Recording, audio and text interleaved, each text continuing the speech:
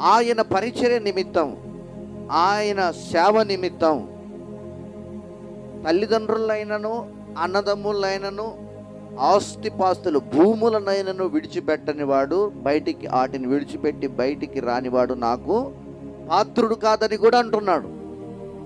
ఇది సేవ కొరకై ప్రతిష్ఠించబడిన వారికి నియమించబడిన మాట.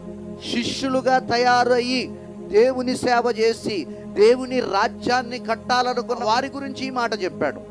వీటిని విడిచిపెట్టని వారు యేసయ్య సేవకు అర్హులు కారు అంటున్నాడు. మనం విడిచిపెట్టాలి. విడిచిపెట్టి ఒక సమర్పణతో యేసయ్య పాదాల చెంత మనం దేవుని యొక్క సేవా అనుభవాలు నేర్చుకోవాలి. అంతేగాని కుటుంబీకులతో మనం సహజీవనం చేస్తూ మన ఆస్తిపాస్తుల్ని కాపాడుకుంటూ ఈ లోక సంబంధమైనవన్నీ అనుభవిస్తూ రెండూ నేను న్యాయం చేస్తానంటే యేసుక్రీస్తు ఒక్కటే ఒక మాట అన్నారు.